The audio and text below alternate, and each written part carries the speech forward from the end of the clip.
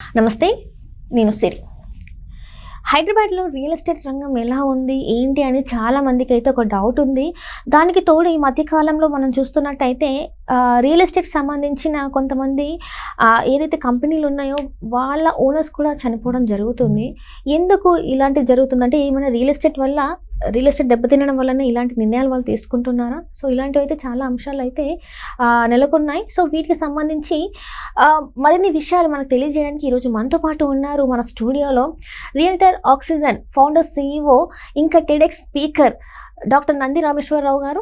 నమస్కారం సార్. నమస్కారం సార్. ఇప్పుడు చూస్తుంటే రియల్ ఎస్టేట్ రంగం గురించి మనం చాలాసార్లు అనేక వీడియోస్ అయితే చేసాము. అంటే ఇప్పుడు వస్తున్న వార్త మనం చూసినట్టయితే Jan 31 రోజున real estate company owners suicide చేసుకుంది మనం చూసాం, పేపర్లో వచ్చింది. సార్, హైదరాబాద్లో రియల్ ఎస్టేట్ రంగం అసలు ఎట్లా ఉంది సార్? ఎందుకు ఈ ఆత్మహత్యలు జరుగుతున్నాయి అంటారు? ఇలాంటి సమస్యలు మీరు మీడియాలో అడిగితే ఏం చెప్తామమ్మా? ప్రతి పనికి ఒక రీజన్ ఉంటుంది. మనం అన్నం ఆకలేస్తే అన్నం తింటాం, దాహం వేస్తే నీళ్ళు తాగుతాం. మీరు చచ్చిపోతుంటే రీజన్ ఉంటుంది. ఆ రీజన్ ఏంటంటే బేసికల్గా లాస్ట్ 10-11 డిసెంబర్, జనవరి తీసేస్తే నవంబర్ వరకు కూడా రియల్ ఎస్టేట్లో సంక్షోభం అనేది ఉంది. కొద్దిగా స్లో డౌన్ అయిన మాట వాస్తవం. అందు మనం గత వీడియోలో చాలా మాట్లాడుకున్నాం. అయితే ఈ November 2nd week 3rd week నుండి కొద్దిగా పికప్ అయింది. ఈ లోపల ఏమైందంటే చాలామంది ట్రేడింగ్ చేస్తారు. అంటే ప్రాపర్టీ తీసుకొని ఒక 20%, 10% అడ్వాన్స్ ఇచ్చి ఒక 3 నెలలు 6 నెలల టైంలో అమ్మేసుకుంటారు లాభాన్ని. రిజిస్ట్రేషన్ కూడా చేసుకోరు. ఇప్పుడు నువ్వు తీసుకున్నావు అనుకో, నువ్వు రిజిస్ట్రేషన్ చేయవు, నువ్వు కొద్దిగా లాభం వేసుకుంటావు 6 నెలల్లో. నువ్వు ₹1 కోటి కొంటే 1,20,00,000 వేసుకుంటావు. వేసుకొని 1,20,00,000 వేరే వాడికి అమ్మేసిన 20,00,000 రూపాయలు నువ్వు తీసుకుంటావు. అది ట్రేడింగ్ అంటాం. ఇక్కడ ఏం జరిగింది, ఈ పర్టికులర్ కేసు ఎవరైతే Venugopal is a small time builder, is not a big builder. అంతకుముందు ఆయన లైఫ్లో 2 ప్రాజెక్ట్స్ చేశాడు, అపార్ట్మెంట్స్, నాకు తెలిసి. అది ఏ పార్ట్నర్ లేడు, ఈయన ఇండివిజువల్గానే చేసుకున్నాడు. అయితే తర్వాత ఏమైందంటే ఈ వెంచర్ 1 year 1.5 year వేసి, అంటే కేసీఆర్ హయాంలో స్టార్ట్ చేసినట్టుంది. ఇంకొక వెంచర్ హాఫ్ కంప్లీటెడ్ ఉంది. అంటే వెంచర్ తీసుకున్నారు, పర్మిషన్ వచ్చాయి. ఫ్లాట్ కాస్ట్ అక్కడ నాకు తెలిసి రఫ్గా 50 లక్షలు ఎంత ఉంటే సేల్స్ లేక తక్కువ రేటుకి అమ్మేశారు. అంటే ఆఫీస్ మెయింటైన్ చేయాలి, అప్పులు చాలా మంది బిల్డర్స్ డబ్బులు అప్పు తెచ్చుకుంటారు, వడ్డీకి కానీ లోన్ కానీ. అవి కట్టకపోతే నువ్వు డబ్బులు ఇచ్చి వడ్డీకి పోతే నువ్వు ఊరుకోవు కదా. లాట్ ఆఫ్ హెరాస్మెంట్ అయిపోయింది దానికి. ఒక పక్క మార్కెట్ లేదు, ఒక పక్క ఖర్చు రావట్లేదు, ఒక పక్క తక్కువగా అమ్ముతున్నాడు, ఇంకో పక్క కన్స్ట్రక్షన్ అవ్వట్లేదు. సో అటాక్ ఒక్క సైడ్ అంటే all 4 sides and 5 sides attack వచ్చింది. దానికి ఆయన తట్టుకోలేకపోయాడు. ఎందుకంటే మార్కెట్ పికప్ అని వెయిట్ చేశాడు.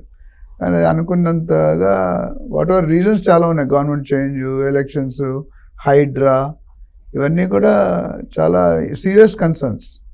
బయటికి సింపుల్గా ఉన్న లోన్ మాత్రం చాలా సీరియస్ కన్సర్న్. సో ఇవన్నీ ఈయన ఒత్తిడి ఒకటి కాదు, పాత అప్పులు ఉంటాయి, కొత్త అప్పులు, బిల్డింగ్ మీద లోన్ తీసుకున్నాడు, తర్వాత వడ్డీగా డబ్బులు తెచ్చారు. రియల్ ఎస్టేట్ ఎప్పుడు కూడా ఒక 10-20% పెట్టుకుని 80% బయట నుండే తెస్తారు. అయితే బ్యాంక్ అవ్వచ్చు, లేదా ఇండివిజువల్ ఇన్వెస్టర్స్ అవ్వచ్చు. వాళ్ళు ఊరుకోరు కదా.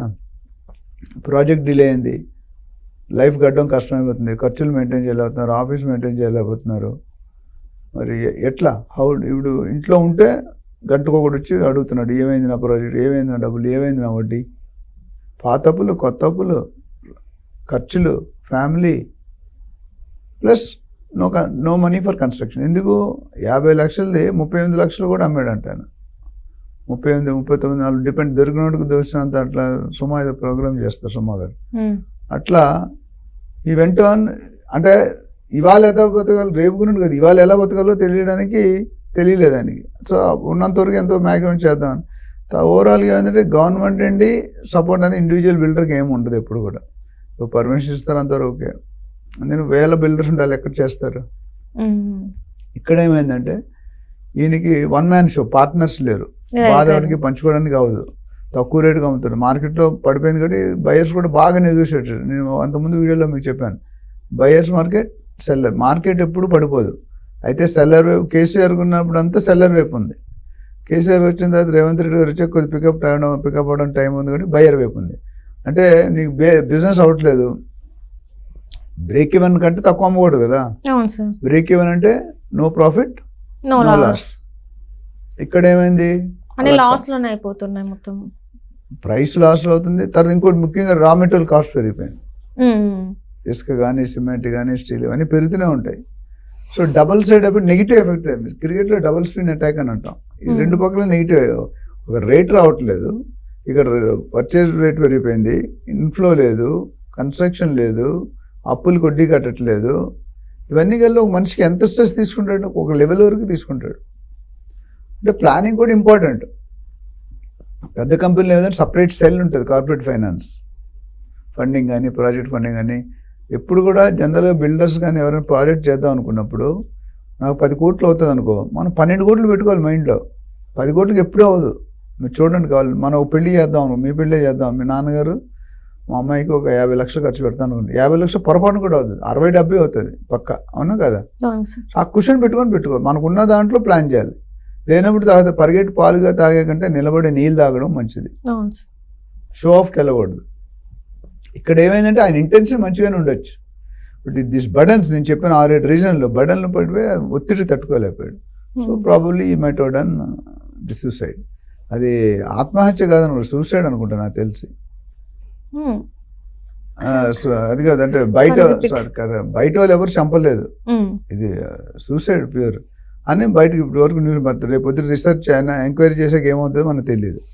అంటే దీని మీద కూడా స్పందించడం జరిగింది. మన బంగారు తెలంగాణ అసోసియేషన్ అన్న మన్సూర్ అలీ గారు వాళ్ళు కూడా చెప్పడం జరిగింది. సో ఇట్లాంటి డెసిషన్స్ తీసుకోకండి అని చెప్పడం కూడా జరిగింది. సో మరి ఆయన కొద్ది ఎక్స్పీరియన్స్ పర్సన్ అనుకుంటే నేను కలవలేదు, బట్ ఈ has given a good statement. ఇప్పుడు ఏదైనా పని చేసేటప్పుడు ఇప్పుడు ఆయన కమిషనర్ ఆయన వర్షన్ నాకు చెప్పాడు, ఏదైనా తీసుకున్నప్పుడు we have to think twice.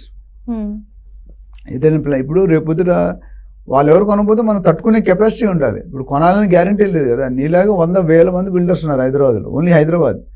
ఇంకా తెలంగాణ వెళ్తే ఇంకా ఎంతోమంది వస్తారు. ఏజెంట్లు 10 లక్షల పైన ఉన్నారు తెలంగాణలో ఉన్నాయి.